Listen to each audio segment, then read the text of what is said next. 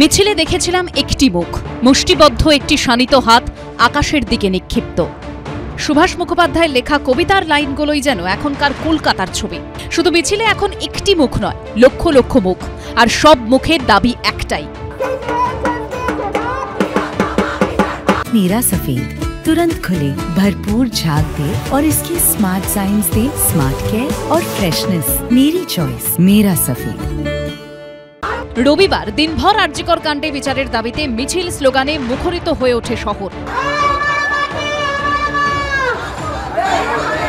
এই যে মিছিলে আমি রয়েছি, অর্থাৎ ক্যালকাটা গার্লসের প্রাক্তনীরা, এই মিছিল শুধু প্রাক্তনীদের নয়, সাধারণ মানুষ অংশ নিয়েছেন। এবং তুমি দেখতে পাচ্ছ এই মিছিলের ছবি এই মুহূর্তে মোবাইলের ফ্ল্যাশ লাইট জ্বালিয়ে তারা প্রতিবাদ করছেন। আমাদের তো একটাই দাবি, বিচার পাক। এমনি কত অভয়া, কত তিলোত্তমা যে এই দেশে আছে, যারা খুঁজে কোনোদিন পাওয়া হয়নি আর হবেও না, তাদের সবার জন্য আমরা দাঁড়াচ্ছি। মেয়ের ওপর হওয়া অন্যায়ের প্রতিবাদে সরব হয়েছেন মায়েরাও।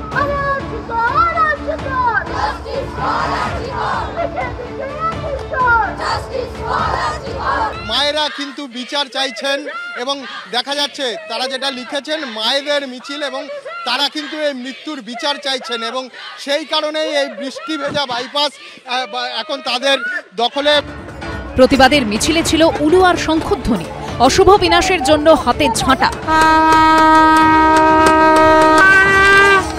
একটা জঘন্য অপরাধের প্রতিবাদে জুনিয়র ডাক্তাররা যখন সরব, তাদের পাশে দাঁড়িয়ে যখন অসংখ্য মানুষ রাস্তায় নেমেছেন, সবাই একসঙ্গে বিচারের দাবি করছেন, তখন ফের আন্দোলনকারীদের দিকে কটাক্ষ ছুড়ে দিয়েছে তৃণমূল।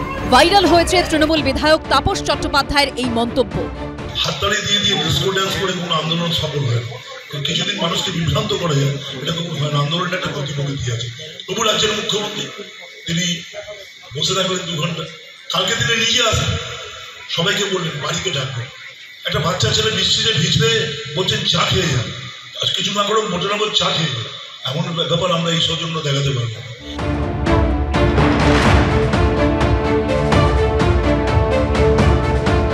আন্দোলনের সম্পর্কে এই ধরনের কথা বলে আন্দোলনকে ভাঙার চেষ্টা হচ্ছে, কিন্তু আমরা বলতে চাই এই ধরনের কথা যতই তারা বলবে তারা আরো ধিকৃত হবে, কারণ মানুষ আমাদের সাথে রয়েছে।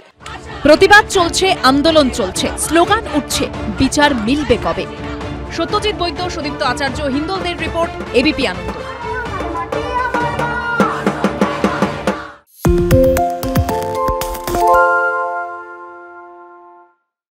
সত্য অন্তহীন, সত্যের খোঁজও তাই, সত্য সন্ধানে তাই আমরা অক্লান্ত, অকুতভয়। এবিপি আনন্দ নতুন ভাবনার প্রতীক, যা মনে মুক্ত, তথ্যে যুক্ত এবং যাবতীয় সীমানার বাঁধন থেকে মুক্ত। সীমা না শব্দটির মধ্যে লুকিয়ে আছে মানা শব্দটি, যেন চোখ রাঙানি এক অদৃশ্য বেড়াজাল, যা আটকে রাখে আমাদের এক ছোট্ট গণ্ডির মধ্যে। একমাত্র সঠিক খবরই গড়ে তুলবে এক মুক্ত সমাজ। সেই জগৎ গড়ার লক্ষ্যে কোনো সীমানার ঠুকুটি আমরা মানব না। এবিপি আনন্দ এগিয়ে থাকে, এগিয়ে রাখে।